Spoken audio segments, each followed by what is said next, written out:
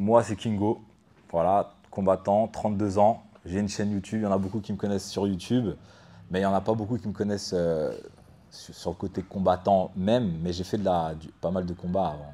On sait que, bah, comme tu as dit, tu as été dans le YouTube sport de combat. Ouais, Maintenant, tu passes à la réalité du combat. ouais. C'est plus trop des sparring, etc. Là, c'est vraiment quelqu'un qui voudra t'arracher la tête. Comment tu le sens et qu'est-ce qui t'a poussé à faire cette transition-là? Bon, en fait, cette transition-là, on va dire qu'elle est venue totalement naturellement. Tu vois, à travers les vidéos justement que je faisais, à travers les personnes que je rencontrais. Et c'est venu, franchement, c'est venu très naturellement. Moi, j'ai toujours aimé la fight. Voilà, que ce soit dans les salles et même en dehors de la salle, devant les écrans, j'ai toujours kiffé ça. Et voilà, c'est venu naturellement. Franchement, on me l'a même proposé. On m'a proposé de faire un combat. Ça me titillait de plus en plus à force de rencontrer les combattants, les entraîneurs et tout. Et voilà, je me suis laissé porter, on va dire ça comme ça, mais c'est quelque chose que j'ai en moi, tu vois. Ok. Et quand on te le propose, c'est parce que ils avaient vu qu'il y avait quelque chose à faire ou c'est juste pour te donner un objectif, te motiver? Bah, moi, personnellement, ça m'a permis de me donner un objectif. Ok. Mais les personnes qui me l'ont proposé, qui m'en ont parlé sérieusement, je pense qu'ils ont Ok. vu quelque chose. Tu vois. Je pense qu'ils ont vu quelque chose. Après, C'est pas anodin, quoi. c'est Si, pas, je pense pas que ce soit anodin. Tu vois. ok. Bah, tu vas combattre à l'AEF. Est-ce que tu peux nous dire pourquoi cette organisation, comment ça s'est fait? On sait que c'est l'une des meilleures organisations pour les amateurs, maintenant qui passe aussi bah, pour des pros. Ok. Tu peux nous dire comment ça s'est fait? Alors pourquoi l'AEF?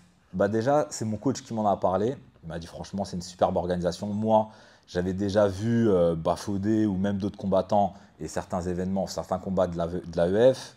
Et c'est vrai que c'est des belles soirées. Franchement, l'AEF, ça monte bien. Hmm. Et je me suis dit, franchement, combattre à l'AEF, pour un amateur, franchement, ça peut être stylé. Donc voilà, pareil, je me suis laissé porter par l'aventure AEF, par l'aventure AEF, tu vois. Ça me botte, ça me botte. Ok. Parmi tous les grands noms avec lesquels tu as tourné, y en a-t-il un ou plusieurs qui t'ont choqué, vu que Ouais. tu as tourné avec quand même le Gratin? Il y en a qui t'ont impressionné? Alors, ceux qui m'ont le plus impressionné, c'était pas forcément des combattants de France. Parce que, Ok. en dehors du fait que j'ai tourné avec pas mal de combattants français, Mhm. à travers mes vidéos YouTube et même autres, tu vois, il y en a quand même qui m'ont choqué. Tu veux des blazes? Si tu veux donner des blagues, Ouais, ça peut vas-y, faire plaisir. je vais sortir des blazes. Non, franchement, ça va être peut-être étonnant comme ça, parce que c'est vrai qu'il y a une différence de poids, de catégorie, mais franchement, le français qui m'a le plus impressionné, c'est Taylor Lapillus. Ah ouais. Ah ouais, Technicien? technicien, et là, il rentre dans ta tête. Franchement, c'est lui qui m'a le plus impressionné en tant que combattant français. Après, à l'étranger, parce qu'en dehors des vidéos, avant ça, j'étais déjà porté à faire pas mal de voyages pour découvrir un peu le monde des fights et de la fight et puis les combattants. Donc, quand j'étais en boxe anglaise, j'étais porté à combattre et à rencontrer des combattants en boxe anglaise. Donc, je suis allé aux États-Unis. Ouais. Et c'est là que j'ai rencontré Rigondo. Ok, ouais. Et là, C'est une leçon. c'est une leçon incroyable. De l'entrée, de l'échauffement jusqu'à la fin, c'était un truc de ouf. C'était un truc de ouf. C'est quoi qui C'est t'a. lui. Ses échauffements. Il fait plein de trucs. Il est là, il fait trop de trucs. Toi, à l'échauffement, t'étais déjà KO, quoi. Bah, à l'échauffement, j'étais KO. J'étais KO à l'échauffement. L'échauffement, c'était mon entraînement. J'étais KO. Et lui, c'était que le début, tu vois. Donc, c'est vraiment lui qui m'a vraiment le plus choqué. Ouais, Là, tu as parlé de ton passage bah, aux États-Unis. On sait que tu as boxé là-bas à Miami. ouais. Ouais. C'est quoi qui change entre la mentalité, les entraînements, etc. en Ah France et ouais. là-bas? J'ai même pas les mots pour t'expliquer. J'ai même pas les mots pour t'expliquer. C'est trop différent. Tu vois, la façon dont on prend les sportifs, le respect qu'on a pour les sportifs, c'est totalement différent. Ok, c'est une culture. C'est une culture différente, vraiment. Mhm. Donc, ouais, on va dire que c'est plutôt ça, tu vois. Ok. Avec tous ces grands noms avec qui tu as pu bah, apprendre, est-ce que c'est aussi quelque chose qui t'a pas fait peur, on va dire, de rentrer dans une cage non? T'as pas eu cette peur-là J'ai de se pas eu dire cette que peur-là. il y a des gens là qui, enfin, il y a des gens qui c'est des tueurs à C'est gages des quand même. tueurs, ouais, c'est des tueurs. Surtout la C'est quand même. KT, c'est des tueurs. Mais j'ai pas peur. J'ai pas peur. Ou peut-être que j'aime la peur. Ok. Tu vois, c'est peut-être quelque chose que j'aime, tu vois. J'aime ressentir la peur et j'ai besoin de la côtoyer, tu vois. C'est un état d'esprit en vrai. C'est peut-être un état, ouais, c'est certainement un état d'esprit. Donc, c'est quelque chose que j'aime. Donc, c'est vrai qu'on me voit beaucoup à travers mes vidéos YouTube, je suis assez cool et tout. Je suis un mec cool en vrai. Mais il y a ce côté combattant, ce côté fighter, vraiment, que je ne peux pas forcément exprimer comme j'aurais aimé l'exprimer à travers YouTube, bah là, ce sera l'occasion de pouvoir rentrer et d'être sauvage, comme j'ai Ok. envie de l'être, comme j'ai envie de l'exploiter en moi, tu vois. Et c'est aussi pour ça l'AEF. Et Franck, mon coach, Mhm. il m'a dit l'AEF. Tu vois. J'ai dit, ok, Direct. vas-y, let's go. Ok. Bah, du coup, tu parles de ton coach. Tu as fait pas mal de salles aussi en France, vu que Mhm. tu as fait bah, des vidéos là-bas, tu as tourné Ouais. là-bas. Tu as signé au MMA Factory. Enfin, je sais pas si c'est signé, mais en tout cas, tu t'entraînes ici. Mhm. Pourquoi cette salle par rapport à d'autres? C'est la meilleure salle pour moi, c'est la meilleure salle. De ce que j'ai pu voir, c'est la meilleure salle. Il y a les meilleurs combattants au MMA Factory. Du moins, il y a une grande partie des combattants. Et puis surtout, la richesse des poids lourds. Tu vois, Mm. c'est ça qui m'a fait vraiment trancher. C'est la richesse des poids lourds, l'accompagnement avec mon coach, avec qui j'avais déjà une affinité. Vraiment, il m'a compris, on s'est senti. C'était logique pour moi que j'aille au MMA Factory. Ok. C'était logique. La richesse des poids lourds et ce lien que j'avais déjà avec mon coach, qui n'était pas encore mon coach, mais j'ai bien senti le truc. J'ai dit, c'est ici qu'il faut que je signe. C'est à quel niveau tu ressens la différence entre toi et les autres poids lourds, vu qu'il y a des tueurs à gages? Il y a Boulox qui est champion à Ouais, RS. Boulox, Il y ouais, a ouais. Cyril Gane. Ouais, Cyril Gane, ouais. C'est à quel niveau que tu ressens la différence entre un champion et toi qui te lances, on va dire, dans le MMA amateur? Alors vraiment, c'est le côté préparation physique. Ok. Le mindset, je pense qu'on se joint sur le mindset, sur l'état d'esprit, même si j'apprends énormément d'eux. Hein. Mais ce côté mindset, je pense que je l'avais déjà. Maintenant, c'est la préparation, vraiment, c'est la préparation. Il faut que je suive le truc, tu vois, il faut que je m'adapte, il faut que je prenne le créneau et que je les suive. Ouais. Tu vois, et ça, c'est inspirant énormément, mais c'est vraiment sur le côté m'adapter, sur la préparation. Après, le reste, j'ai confiance en moi sur le fait que je vais m'adapter, que je me suis déjà adapté. C'est pas pour rien que je fais partie du groupe professionnel. Euh, donc c'est plus de ce côté-là, le côté s'adapter rapidement, prendre le créneau et me coller à eux, tu vois. Et c'est quelque chose que j'ai su faire finalement, mais qu'il faut que je continue à faire parce que voilà, il y a beaucoup d'inspiration. Boulox, même Bafodé Bafodé, ouais, bah. qui est amateur mais qui est très très chaud, Cyril Gane, etc. Du coup voilà. Ok. Et à quel point ça, t'as parlé de la préparation, de suivre, etc. À quel point ça a bouleversé ta vie de préparer un combat? C'est quelque chose qui est, enfin, tout le monde ne fait pas ça et c'est quelque chose qui change une vie, je pense. Alors moi, ça ne m'a pas changé ma vie parce que j'avais déjà combattu. Ok.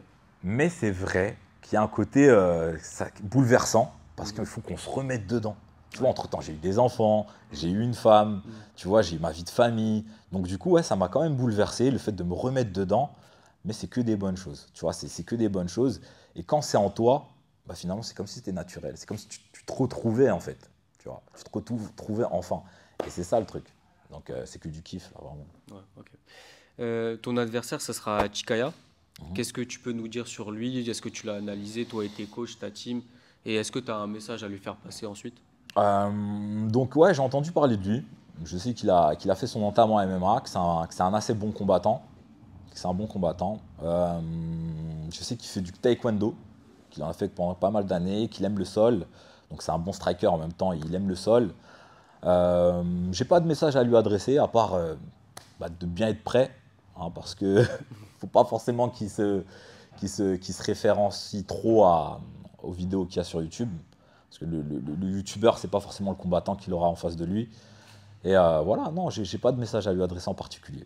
Juste d'être prêt et j'espère qu'on fera un bon combat. Je vais te parler d'un tweet qu'il a posté, lui, Ouais. pas sur toi, mais sur Boris, Mhm. avec qui toi aussi tu as tourné. Il avait dit que contre Boris, il s'était senti pas humilié, mais en gros, comme s'il était face à un professeur. Tais-toi et travaille. Comment tu l'as ressenti ton sparring contre Boris? Est-ce que tu peux nous donner ton ressenti, toi, vu que vous deux vous avez tourné ensemble, Ouais, exactement, exactement. Ah, ok, je comprends. tu vois? Non, Boris, très très bon combattant. C'est pareil, un gros moteur, acharné au travail. Donc, c'est une bête, tu vois. Euh, j'ai appris pas mal de choses en peu de temps. On a parlé aussi beaucoup en dehors des caméras. Non, je me suis senti bien, même si. Puis franchement, le sparring, il n'était pas sérieux. Tu Ok, vois, j'étais pas sérieux c'était... pendant Ouais, ce sparring-là. ok. Tu vois ce que je veux dire? Je peux Donc tu pas. pourrais pas plus te jauger que lui, quoi, Non, à ce niveau-là, ok. non, non, non, non. Sur YouTube, je vais plus dans le côté apprentissage. Et puis même, tu vois, en peu de temps, le fait que je sois au MMA Factory, franchement, j'ai avancé. Ouais. Ça, on se rend pas compte, Oui, c'est vrai, ouais. mais ici, c'est pas, on rigole pas. Hein. Les sparring, c'est du sérieux. Les entraînements avec Franck, il est pas gentil. Il y a beaucoup d'évolution. Et puis déjà, même sur YouTube, je rigolais avec les gars. Sincèrement, je voulais pas trop les titiller dans leur ego et se dire, ah, il y a un mec, il sort de Il nulle fait le part, malin, ouais. il fait pas de sport, enfin, il fait pas de combat sérieusement, il vient, il va me mettre une droite que je vais sentir. Non, je suis là, je les respecte, les gars. Donc ça veut dire que je suis plus là pour mettre la lumière sur eux. Ok. Mais là, le combattant qui, dans la cage, ce sera pas pareil. Ce sera toi enfin, qui voudra la lumière, quoi. Je sais pas. Mais en tout cas, je voudrais le mec en face. Ok. Tu vois ce que je veux Ouais, dire? genre. Donc c'est plus ce côté-là. Tu vois. Ok. T'as pas peur du passage, enfin, du regard des gens, du passage de YouTube à la réalité? T'as pas peur de ce regard-là? Ça, c'est une bonne question. Mais non, j'ai pas d'appréhension. Ok. Tu vois, j'ai pas d'appréhension. Je me dis que les choses dans la vie, elles se cheminent naturellement ou elles se cheminent pas, tu vois. Donc si c'est mon destin, let's go, tu vois. Que je sois apprécié ou que je sois pas apprécié, c'est des choses que j'ai l'habitude. Si je commence à trop me poser des questions par rapport à la vie, que je prends la vie de tout le monde, tu vois, et que je le prends trop à cœur et que je fais en fonction de leur avis, je fais rien. Ouais. Tu vois. Donc non, c'est pas quelque chose que j'appréhende. Ok. On va parler aussi de tes objectifs, ton futur. Est-ce que tu veux t'installer en tant que combattant amateur? Est-ce que tu veux t'installer à l'AEF? C'est quoi, toi, enfin, comment tu vois ton avenir là-dedans? Bah, déjà, je vais faire mon entame. Ok. Déjà, j'ai envie de faire une bonne entame. Donc, je vais faire mon entame à l'AEF. Après, j'ai pas d'objectif en particulier par rapport à l'AEF, mais j'ai des objectifs par rapport à moi. Mais c'est vrai que l'AEF, c'est tentant. Hein. C'est une belle organisation, tu vois. Donc, à voir, à voir. Mais en tout cas, personnellement, j'ai des objectifs et je veux faire partie des meilleurs combattants français. Ok. Tu vois. En amateur ou en pro? Bah, pour être le meilleur, je pense qu'il faut rentrer dans les pros. Ok, donc t'as vraiment un objectif, tu veux vraiment t'installer dans le MMA. Je veux C'est m'installer dans les pas MMA. une histoire, un petit Non, chapitre de ta vie. c'est pas simplement je viens et je tape une petite expérience à l'AEF. Oh, Ok, c'est sympa, c'est ok, sexy l'AEF. Non, non, non. J'ai envie de faire un truc dans le MMA, tu vois. L'avenir me dira exactement ce que ce sera, ok, mais j'ai envie de faire quelque chose. En tout cas, je veux faire partie des meilleurs, ça c'est sûr. ok. Et c'est pour ça d'ailleurs que je suis au MMA Factory. Hein. Sinon, je m'entraînerais à côté. Je sais que vers chez moi, il y a des salles et tout. Non, non, je suis au MMA Factory avec une équipe sérieuse, des combattants très sérieux. Donc, je veux faire quelque chose. Ok, ok, bah est-ce que tu aurais un dernier mot à dire bah, pour tous les spectateurs qui regarderont l'AEF en septembre? Bah voilà, soyez prêts les gars, soyez prêts. AEF en septembre, il y a Bafodé en main event, il y a moi qui combattra aussi. Ça sera une très belle soirée, soyez au rendez-vous les gars.